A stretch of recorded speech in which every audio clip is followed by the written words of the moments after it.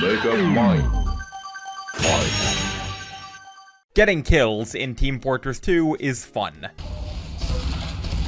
And for most weapons in the game, that's all they really need to encourage you to do it. The instant gratifying dopamine rush of outplaying, or outlooking, an enemy gamer and seeing that glorious white box in the kill feed. Sometimes it's really all you need. However, there does exist a small subset of TF2 weapons that poise to reward players a bit more tangibly. Weapons that may start the player off at a significant negative base compared to stock, yet pay off consistent skill and smart usage of them by making you even stronger than you would be otherwise. These weapons go by many names, from snowball weapons to Eyelander likes, but in this video, I'm electing to call them head-collecting weapons, despite the fact that only 2 of them actually collect heads. We'll talk about that. I want to talk about these weapons, as they're one of TF2's longest running and most prevalent weapon subcategories, yet one that I've ignored up to this point and feel they deserve their dues. Also, no, I'm totally not just making this video because I got a strange festive Eyelander at all. Shut up. Shut up! All that said, let's roll. Also, before we begin, I do want to mention that I do have a funny YouTuber Patreon now. The perks are all listed at the link in the description. I do still work a real-life job. I'm not just trying to avoid work or e-beg. This is purely a means to help me continue being a TF2 YouTuber and continue doing what I love here for you guys for as long as I can. So if you're at all interested, that's in the link in the description, but it's not at all required or mandatory of you to continue enjoying my videos as you always have. Thanks, and let's get on to the video.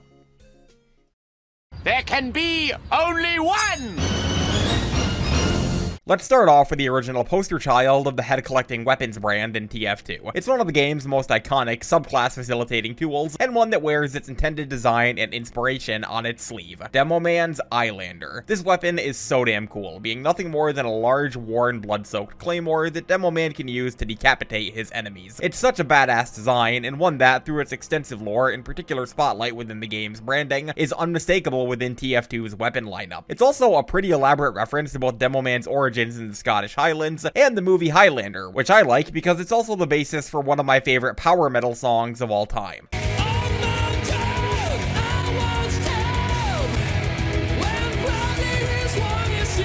The Eyelander is all in all a very multi-layered weapon on a design and concept level, despite the relative simplicity that could come with the concept of just a big sword. You know what they say, there can be only one, so let's discuss the Eyelander. The Eyelander is an unlockable achievement melee weapon for Demoman. A large, blood-spattered claymore haunted by a malevolent spirit, this weapon boasts a longer melee range, a slower holster and deploy speed, and no random critical hits, which are all stats that are typical of Demoman swords. As for this weapon's unique mechanics, it causes the Demoman using it to start each life out with 25 less max HP, putting him at the same HP threshold as a medic and making him susceptible to one-shots from an uncharged sniper headshot. However, each kill the Demoman gets at the Eyelander will increase his maximum charge and movement speed by 15 and 8% respectively, up to 4 heads. This caps Demoman out at 210 max health or 235 with the Alibaba's Wee Booties, stronger than a soldier, and makes him only slightly slower than a scout. Additionally, his shield bash damage is increased with each head up to 5, and he'll always be healed for 15 health after getting a kill, regardless of how many kills he has. Lastly, all of Demoman's secured heads are lost on death, resetting him back to his base regardless of how many he had when he was killed. So this is a pretty good baseline to start out at for this video, as it clearly demonstrates what kinds of items these are within TF2. It's almost like this was the first one or something. At a base, these are all weapons that start the player out at a noticeably worse place than stock, often debuffing core key aspects of their classes, yet reward getting consistent kills and staying alive with insane sustainability and snowball potential. Additionally, these weapons tend to interact with each other, transferring heads and kills should a user of one kill a user of another. These are snowball weapons in their purest form, putting the classes they're featured on a sharp incline towards potentially becoming the most threatening thing on any given server they're on if they can stay alive, yet quickly melting to nothing if the player can't get the ball rolling. The Eyelander specifically is the most simple and front-loaded in its use cases of all of these weapons. Extra health and movement speed are both very good to have on any class, and being rewarded them passively for securing a few kills is very enticing. On Hybrid Knight or a Demoman using this sword, a shield, and a grenade launcher, it takes only 2 kills to be ahead of default Demo in terms of HP, and on full Demo Knight, it only takes 1. Combine this with the passive health of the Alibaba's Wee Booties, and you can very quickly find yourself becoming the scariest goddamn thing the enemy team has to deal with. Honestly, talking about this weapon without going into a full Demo Knight deep dive is kind of difficult, and I know I'll inevitably piss someone somewhere off in this video either way, so I guess it's all an exercise in futility regardless of how we look at it. My personal preferred way to use the Eyelander is on full Demo Knight, as I find Hybrid Knight to be exceptionally clunky and gimmicky, and as a full Demo Knight, I can definitely see the appeal of the playstyle. Demo Knight is gimmicky risky and reliant on favorable maps and game states by nature, but in situations where you can get a roll going, there is very little that can stop you. Your first priority at the start of any given life should be weeding out a particularly daring light class, especially a sniper, spy, or engineer, and swiftly beheading them to get your snowball rolling. Then start working your way up the server's food chain, securing more and more important picks until you're eventually nigh unkillable. Thanks to your baked-in tankiness and longer melee range, any class who struggles to engage one-on-one at close range is virtually a free head, so selectively picking your battles and targeting particularly vulnerable opponents is the key to getting your snowball off to a good start. Once you have a few heads, you'll very quickly find yourself surviving some absolutely wacky shit. When you combine the baked-in buffs and self-sustain of the Eyelander with the additional tankiness granted by Demo Man shields, you basically become a dedicated melee-oriented tank for your team, having an effective health against certain damage types that can even eclipse a heavy. The shield you bring along with this weapon plays a huge role in what specific flavor of Eyelander demo you end up playing, as the Charge and Targe makes you incredibly tanky, the Splendid Screen makes you incredibly aggressive, and the Tide Turner incredibly mobile. Whichever one you end up bringing will inevitably be what decides the type of demo man you're locked into, so picking one that complements your preferred playstyle is paramount to your success. I find Eyelander Demo Knight to flourish exceptionally well on symmetrical game modes like King of the Hill, 5CP, and Capture the Flag. That's not to say he can't perform well on asymmetrical game modes, as they tend to have great flank routes and tripping opportunities. However, they also tend to have some more sentries and large groups of enemies working together, which, don't tell anyone, actually hard counter Demo Knight pretty handily. On symmetrical game modes, though, not only your full engineer nest relatively less common, but you're also much more likely to get an unexpected drop on a singular overextending enemy, which is the best way to get a ball rolling. I cannot stress enough how fun, rewarding, and satisfying it is to turn one isolated sniper spy pick into an unstoppable aggressive kill streak. And honestly, that's the main appeal of the Eyelander. If one cocky out of position enemy is foolish enough to feed you ahead, then you can very quickly turn that momentum into an insane kill streak. And I don't know if you've heard, but Valve games really like their momentum. I cannot deny the satisfaction and unbridled feeling of power that comes with a successful Demo Knight role, just being the tankiest thing on the server and terrorizing enemies behind their own lines or on the flank. It's undeniably incredibly fun in the right circumstances, and one of the most effective and enjoyable alternative playstyles in the game. I can understand why Valve dedicated so much of Demo Man's unlockable weapon kit to facilitating this subclass, as it is very fun and novel and brings an incredibly unique flavor to the average TF2 match. Eyelander Demo Knight is fun.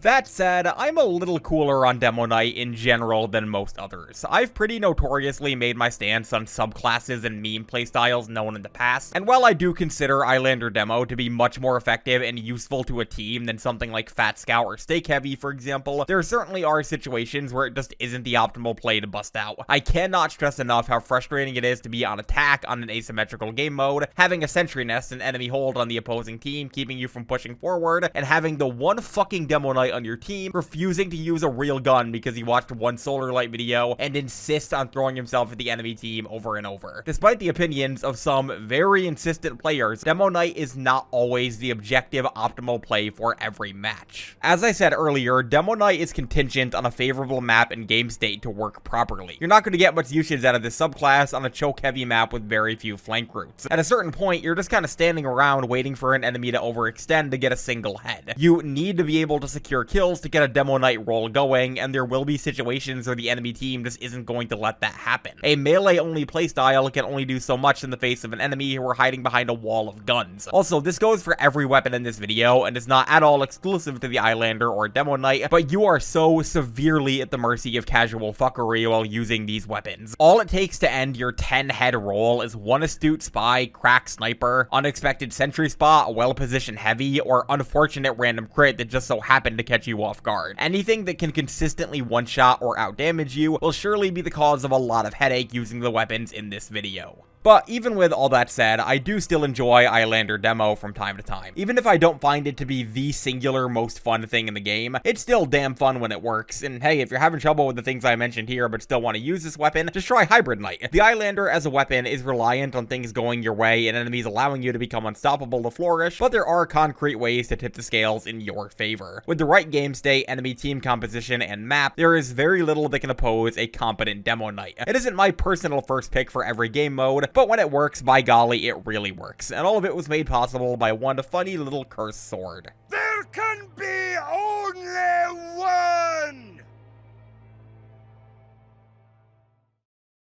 I am the end. I am here to send you to your ultimate fate.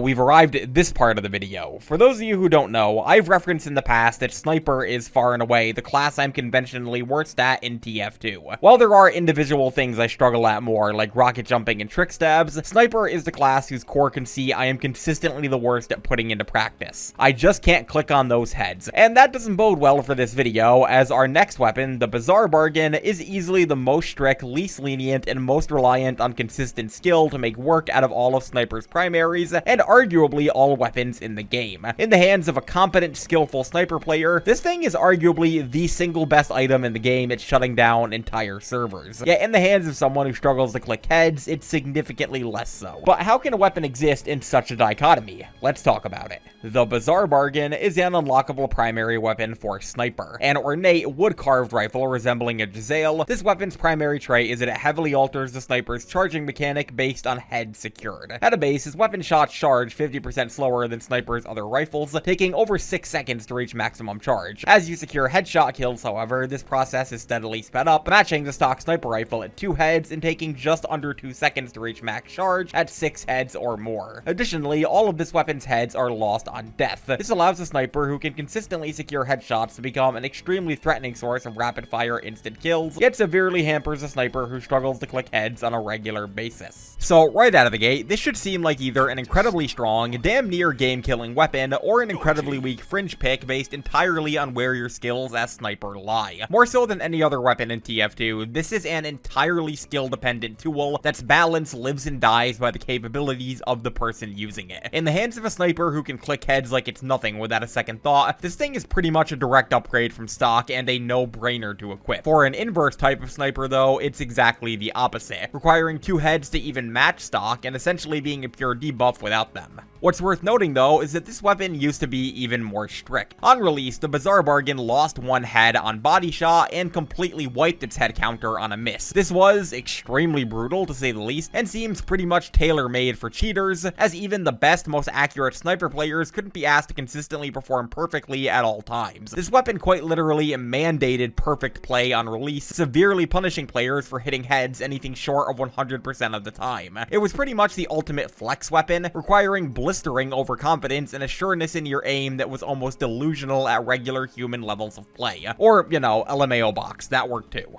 I tell you this to demonstrate just how bonkers this weapon's current design is, as it's not exactly healthy where it's at now either. Because while its original iteration was incredibly strict, its current version is arguably the opposite. It cannot go understated just how easy it is for a competent, consistent Sniper player to shut down a casual server with this weapon. If you're a part of the Sniper should be removed from the game crowd, then this weapon is almost certainly your strongest tool in an argument for that case. It's kind of Diamondback-esque, rewarding the player extremely handsomely for performing basic functions of their class well, except on Sniper instead of Spy, which is kind of a mean statement if you know the general community opinion on these two classes. You suck. Once a Sniper gets on a roll with this weapon, it is exceptionally difficult to stop him, arguably the most difficult out of every weapon in this video. He becomes capable of dropping anyone with 150 less health in a body shot in less than 2 seconds after only a few heads, and can do the same thing to anyone with a headshot in even less time. Good luck counter-sniping this guy when he's already demonstrated that he's more than capable of reliably headshotting whoever he needs. It's also worth noting that the Bizarre Bargain is the only one of these weapons that doesn't transfer the heads of anyone else who's using them to you when you kill them, which is good because Sniper has to put himself at way less risk to kill other people using this weapon, and he probably shouldn't be able to instantly gain 10 heads for headshotting some hapless Demonite from across the map. Even the heads are lost on death stat isn't as big of a deal on this weapon as it is for any of the others in this video, because in general, it's much easier and safer for a good Sniper to regain those heads. Okay, so you managed to counter-snipe, backstab, or dive him, great work. That said, he's already demonstrated that he is fully capable of clicking heads good enough to get a roll going, so what's exactly stopping him from hunkering down at the next point and doing the same thing again? The problem with this weapon at high levels of play is that being good at Sniper is a safe, transferable skill in any game state. Even if you manage to kill a Bizarre Bargain Sniper who's on a roll, he can always post up and start all over again. There is no definitive counterplay to stop him from doing it like sentries or heavies to Demo Knight. All it takes is being fed by a few light classes to get his roll going again, and all he needs to do is stand back and click some heads.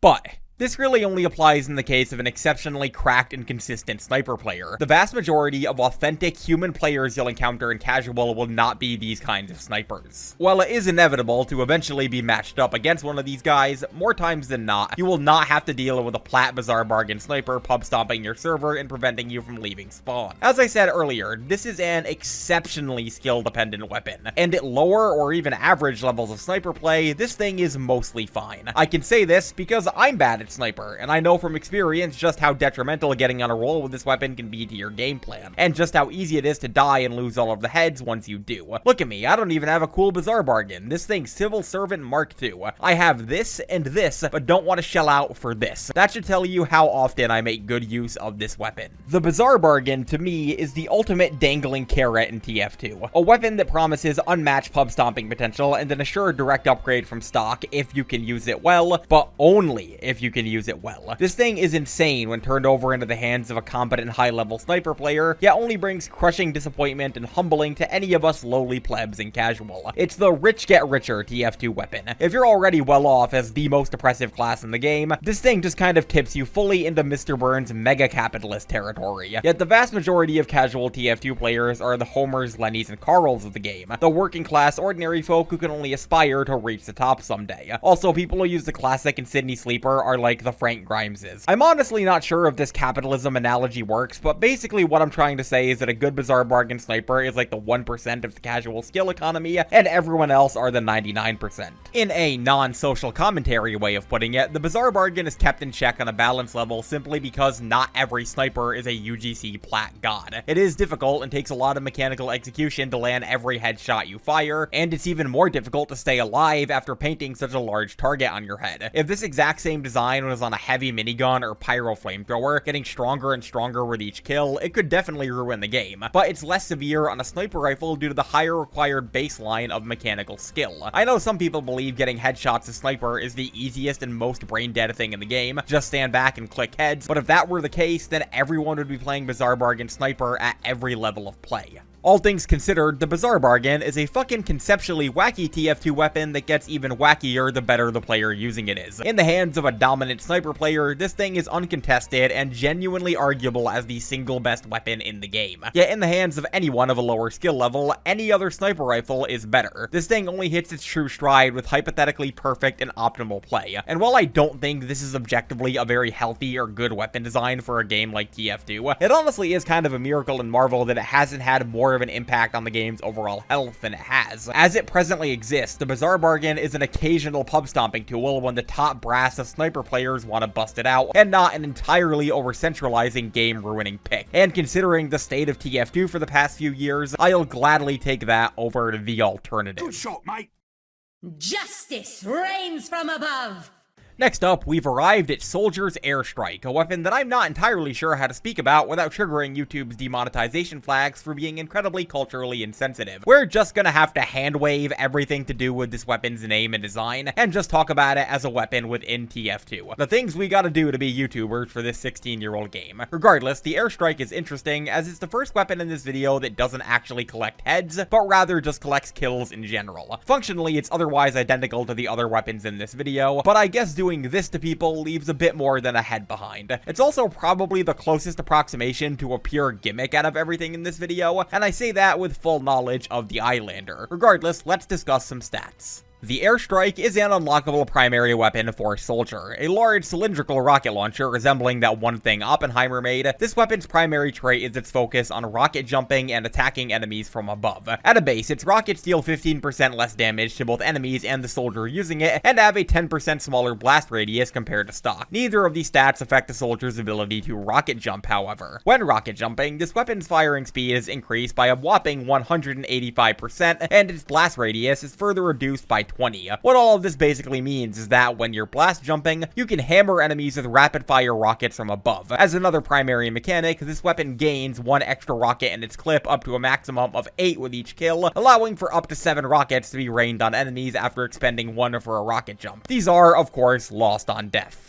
So this is a very neat and fun concept for a weapon in TF2. What we've basically got here is a weapon that allows a soldier who frequently rocket jumps and bombs in on enemies to turn otherwise normal aerial attacks into full-on assaults. The speed and efficiency with which you can pile on damage to enemies with this thing after a few kills and a smart rocket jump is really crazy, and while it is most certainly gimmicky, I can't blame anyone for being enticed by it. Jumping up and hammering enemies with up to 7 or 8 rapid-fire attacks is unmatched in terms of the level of dopamine levels it delivers in TF2. That said, I want to properly stress just how dependent this weapon is on external circumstances to flourish properly. Not only does it basically require a map with either an open sky or high ceiling to work properly, but this weapon is also the most contingent on a smart secondary choice out of all of Soldier's primaries. The immediate obvious choice might be the base jumper, as they were added in the same update after all. However, I found that using these two weapons together makes you an exceptionally predictable aerial sitting duck that's very easy for enemies to counter. My preferred secondary with the airstrike is the gunboats, as it allows you to rocket jump even more frequently and perform very short regular burst attacks on the enemy team. You can legitimately rocket jump like 4 or 5 times before even reaching half HP with this combo. Also, take the escape plan, and you'll thank me later. Once you've met all of these requirements and found a favorable map to play on, you should very quickly find this weapon being a lot of fun. One thing to remember is that despite everything the weapon is screaming at you to do, you do not always need to rocket jump before engaging enemies with this weapon. On the floor, it fires at the same rate as stock, deals more damage than the Liberty launcher, and has a bigger blast radius than the direct hit, meaning that not too much is sacrificed by using this like any other rocket launcher in a pinch. I found that staying grounded and engaging with enemies like normal is a great way to get a snowball rolling with this weapon, allowing you to safely accumulate a few extra rockets in your clip before you start fully bombing in on enemies. Plus, the extra rockets in your clip can absolutely still help at normal soldier play. The Liberty launcher's best stat is that it has 1 extra rocket, so up to 4 on a much stronger per hit weapon is pretty crazy. However, when you start using this weapon as intended, you'll find its true strength shining. This thing fucks singular enemies raw and divine, and there is nothing in the game that can withstand a 7 or 8 rocket barrage from an airstrike soldier who positions himself intelligently. Even if you don't secure the kill, you've likely softened the enemy team up significantly for your team. The amount of damage you can pile onto enemies with this thing is insane, and if you use it to repeatedly peek and barrage enemies over vertical cover or on a high ledge, you can be the thing that keeps them from getting too comfortable or setting up a hold. I found that this weapon's strongest niche to be finding a position where the enemy team thinks that they're safe and using the safer rocket jumps and rapid damage afforded by this thing to teach them otherwise. When it works, there is nothing else like this weapon in the game. All of this is helped too by this weapon's particular interactions with TF2's random crit mechanics, specifically due to the fact that you're piling on a lot of damage in very short bursts very quickly using this weapon, and the random critical hit chance scales based on how much damage you've done recently. You'll get a lot of random crits with this weapon. Nothing feels quite as undeserved yet undeniably satisfying as throwing out an extra 3 times damage rocket in your otherwise already very strong barrage. It's like a funny Christmas present that deals over 200 damage. However, there are most certainly a few downsides to this weapon, and in all honesty, most of them seem like honest-to-god oversights rather than explicitly intended negatives. For one, you chew through ammo really quickly with this thing. If this weapon were ever to be buffed, a faster reload speed and more reserve ammo would be the first and second things on my list to give it. You're definitely firing 8 rockets at a time with this thing at peak performance, but that also means you're reloading 8 rockets at a time with the normal rocket reload speed and taking a huge chunk out of your 20 reserve ammo every time you do it. Again, this seems like an honest-to-god oversight, and something that I'm surprised has gone unaddressed with this weapon through every balance patch TF2 got in the 10 years since its release. Additionally, it's surprisingly tricky to actually secure kills on tankier enemies with this weapon thanks to a little universal mechanic known as damage fall off. Due to the fact that you're likely rocket jumping most of the time you fire this weapon, you're putting significant distance between yourself and the enemy with each engagement, and as a result are dealing significantly less damage with each rocket. Combine that with the splash damage fall off and this weapon's slightly inaccurate nature, and you've got a gun that'll sometimes only be dealing about 25 damage with each successfully landed shot. This really hampers this thing's utility as a pure barraging weapon, and again feels like an oversight. Valve kept transferring universal rocket mechanics to a weapon that, by all accounts, is an exception to TF2 and Soldier's universal rules. All in all, the airstrike is a very fun and satisfying TF2 weapon when it works, yet one that is contingent on a lot of outside circumstances to work, and one that's significantly hampered by the base mechanics of the game and class that it's featured on. This feels like a weapon with a lot of untapped mechanical potential, yet one that's massively hurt by just existing in a game with TF2's mechanics. More so than any other weapon in the game, I'd love to see a full rework to the airstrike, addressing some of its fundamental issues as a weapon that are entirely out of its control. Maintain its barraging potential, yet iron out some of its issues as a gimmicky weapon that doesn't exactly play nice with the rules of TF2. All things considered, I do like this weapon, but I fully acknowledge that it's not perfect for every situation. It's gimmicky and reliant on external aspects of the game to flourish, and all around not a carry weapon in any sense of the word, on a class who's otherwise typically very good at carrying. Okay, we're done with that one now. Please don't demonetize me. That one too fat. This one too tall. This one too symmetrical. And we've arrived at the final weapon for this video, and easily the weirdest one, both in terms of function and in terms of its actual place in the game. Medic's Vita-Saw. Would you believe me if I told you that this was the second one of these ever added to the game? Well, technically not, as it did earn its collecting mechanic in a patch in 2016, but the weapon itself has actually existed in TF2 since 2010, and boy did it cause a lot of headache for Valve back then, as its obviously unlicensed Bioshock-inspired design and associated legal red tape has resulted in this being one of the only non-promotional or reskin weapons in the game that can't be strange and can't be bought on the Manco store. It's presumed that Valve wasn't allowed to directly profit off of this weapon's existence for years. Boy, I sure do hope all of this drama was worth it and gave us a cool weapon. About that. The Vita-Saw is an unlockable melee weapon for Medic, a rusty cobbled-together syringe clearly modeled after the Atom Harvester from Bioshock. This weapon causes the Medic to receive a flat 10 less max health debuff on equip. This puts the Medic at a very awkward 140 max health value. As a trade-off, this weapon collects the enemy's organs with each successful hit, and for each organ, allows the Medic to retain up to 15% of his uber charge after death. This maxes out at 60% after 4 organs, and the charge is only maintained if the Medic had it when he died. You will not gain an instant 60% uber if you died after landing 4 hits in the Vita-Saw. You need to have already built it up when you died. So I can fleetingly see the appeal of this weapon. In casual specifically, you will likely be dying a lot as Medic. He is either team's highest priority target and the most important class to pick on the battlefield, and uber charge is the most important mechanic in the game. Uber is the game winner in TF2. It is either team's win con, and a poorly timed Medic death resulting in a wasted uber can be the thing that loses a team a match. To this end, I can understand designing a weapon that cushions the blow of dying with uber as Medic. It is a natural part of the Medic gameplay loop, so designing a weapon around it does make some degree of sense.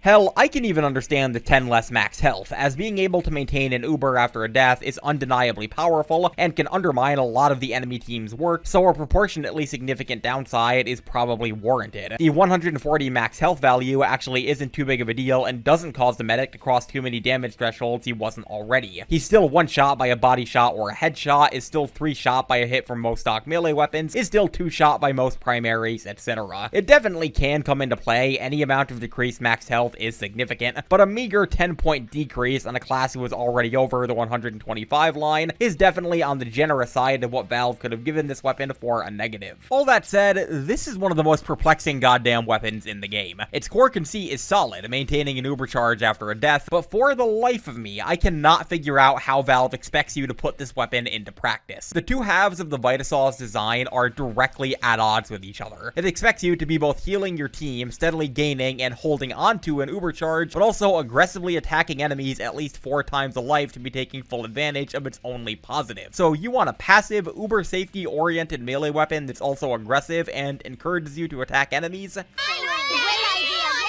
This is such a contrary and self-combating weapon design that I'm surprised more people don't talk about it. It's almost like it wants you to waste uber and throw yourself at enemies, always tempting you with the promise of a safety net, like some kind of fucked up TF2 Mr. Widemouth. Somebody'll get that reference. On top of that, the amount of circumstances that you need to line up to make the most use out of this weapon is almost cosmic. You need to have both died with at least 60% uber charge and landed exactly 4 swings on an enemy before dying to take full advantage of it. If you have 60 or more charge and only landed 1 swing, then 45% of it goes to waste. If you landed 4 swings but have less than 60% uber charge, then those swings go to waste. Taking advantage of this weapon, even if you are objectively maintaining an uber charge, just feels like shit due to how often the circumstances circumstances don't line up in your favor. Honestly, I find the most applicable use case for the Vita-Saw to be as a panic button. If you know for certain that you're going to die after your heal target is killed, but want to maintain a bit of your uber as a cushion, then just pull it out and start swinging to get some good hits in before you inevitably go down. This is like the one thing I see this weapon excelling at compared to other options, as a panic button when you know you're going to die.